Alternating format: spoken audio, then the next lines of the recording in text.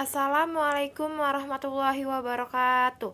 Perkenalkan, nama saya Manadea Saputri, NPM saya 23411182, kelas MNJ 23D.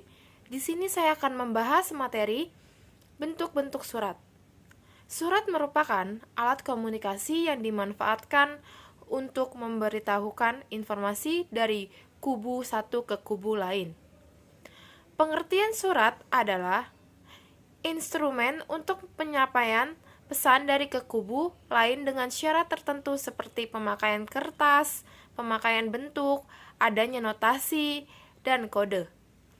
Menggunakan bahasa yang spesifik dan pembubuhan tanda tangan. Bentuk-bentuk surat dan contohnya. Secara garis besar, jenis surat itu ada 4, yakni surat resmi, surat niaga, surat dinas, dan surat pribadi.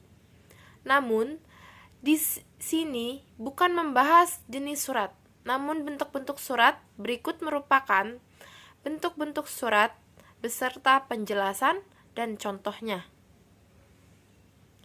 1. Full block style atau bentuk lurus penuh. Bentuk ini merupakan yang paling sering dipakai dalam prakteknya. Penyusunan surat ini dimulai dari bagian kiri. Ini juga berlaku untuk semua isi yang ada dalam surat, mulai dari tanggal, isi, penutup, lampiran, dan tanda tangan. 2. Block style atau bentuk lurus. Bentuk ini hampir sama persis dengan bentuk lurus, penuh atau full block style. Namun untuk bagian posisi, tanggal, salam penutup, letak tanda tangan ini diposisikan pada sebelah kanan surat. 3. Semi block style atau bentuk setengah lurus. Bentuk surat ini sangat persis dengan surat bentuk lurus atau block style, namun bedanya terletak pada posisi isi surat, di mana saat isi surat memasuki paragraf baru, maka kalimat awal akan ada indentasi atau penjorokan ke dalam, atau satu tab ke kanan. 4. Indent style atau bentuk lekuk. Bentuk surat ini hampir sama dengan bentuk setengah lurus. Penyusunan pada indent style ini memposisikan alamat tujuan diawali dari sebelah kiri. Susunan kedua masuk 5 spasi dari awal baris pada baris berikutnya. Masuk 5 spasi dari baris kedua dan seterusnya. Sementara isi surat pada awal paragraf atau kalimat pertama akan ada indentasi atau penjorokan ke kanan seperti bentuk surat setengah lurus. 5. Hanging paragraf atau bentuk menggantung.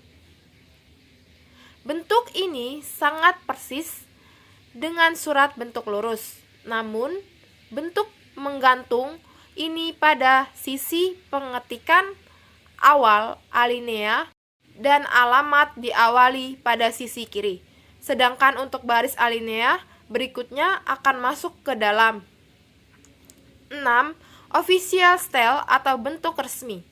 Bentuk official ini sendiri memiliki 2 kategori, yakni baru dan lama.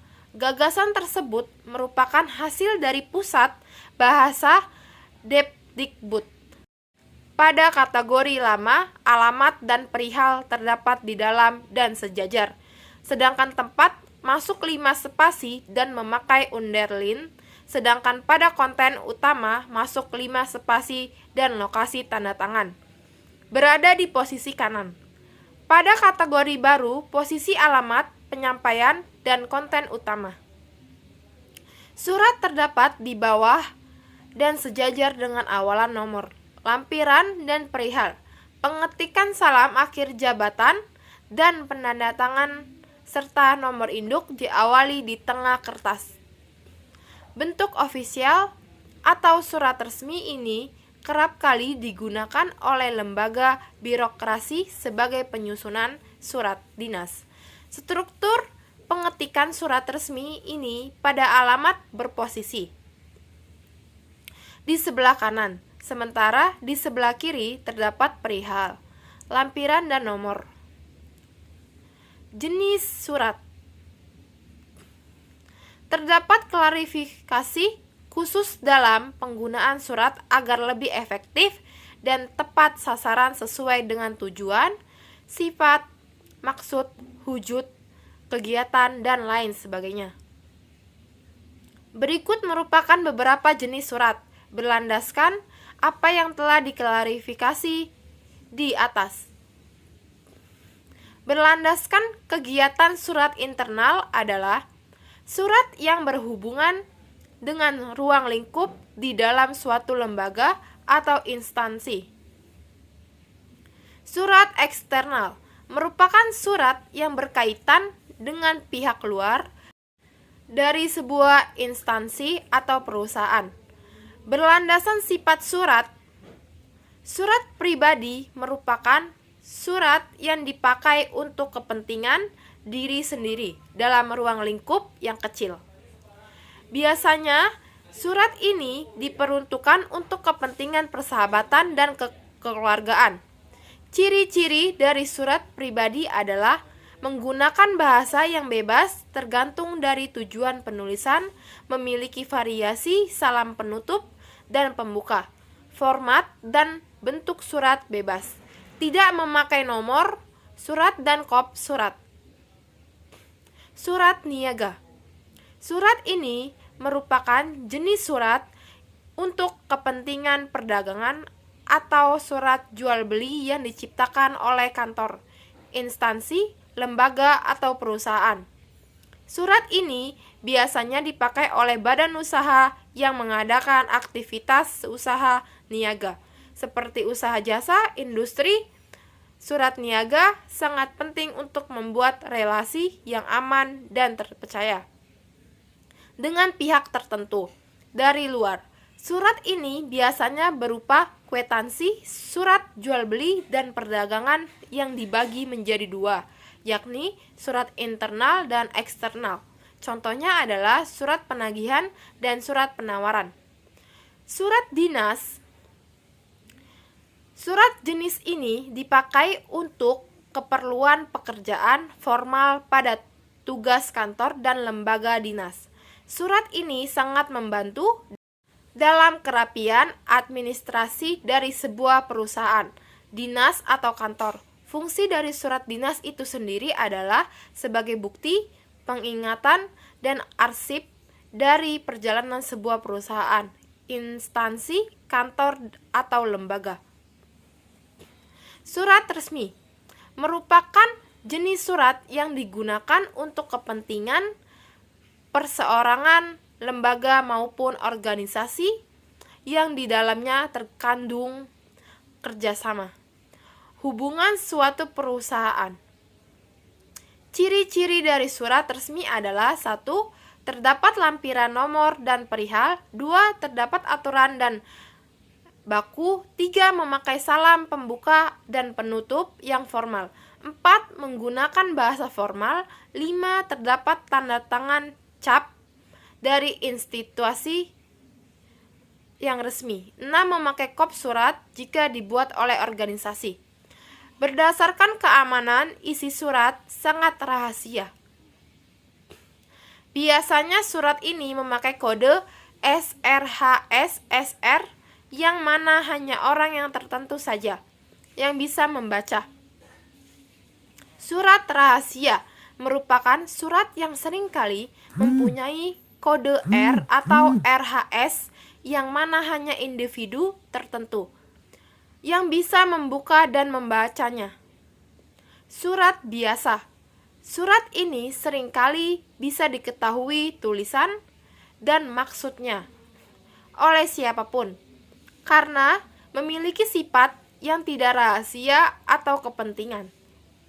Menurut tujuan, perintah, merupakan jenis surat yang memiliki misi berupa memberikan sebuah perintah kepada si penerima surat. Pemberitahuan merupakan jenis surat yang mempunyai tujuan untuk mengumumkan atau menginformasikan sesuatu yang dilakukan oleh pengirim surat untuk penerima surat. Permintaan merupakan jenis surat yang digunakan untuk menyatakan permintaan sesuatu kepada si penerima surat. Ini bertujuan agar permintaan si pengirim surat bisa terkabul. Berlandasan wujud surat. Surat tanda bukti merupakan surat fakta sebagai tanda bukti dari sebuah bisnis atau urusan. Misalnya adalah surat seperti tanda terima, kwitansi, dan faktur. Memo dan nota merupakan surat yang berlandaskan wujud yang diciptakan dalam lingkungan lembaga, instansi, perusahaan yang berfungsi sebagai perintah atau pedoman bagi karyawan. Surat biasa merupakan surat yang dibuat pengirim untuk diserahkan kepada penerima yang bisa dikirim menggunakan amplop. Surat ini biasanya menggunakan kertas fisik. Surat tertutup merupakan surat yang hanya diketahui oleh segelintir orang saja, yakni si pengirim dan si penerima surat. Surat terbuka merupakan surat yang dibuat untuk urusan individu atau organisasi yang dikirim dan dipublikasikan di media massa.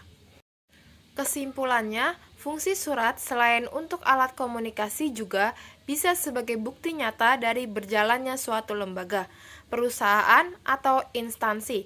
Jenis surat dan bentuk surat merupakan sarana penulisan agar surat yang ditulis bisa diefektif dan efisien, sesuai dengan apa yang dituju dan apa yang diinginkan dicapai si pengirim. Meskipun zaman mulai berkembang dengan korespondensi atau cara berkirim surat melalui email yang semakin digital, kita sebagai manusia harus tetap mengetahui hakikat dan bentuk dan jenis surat ini.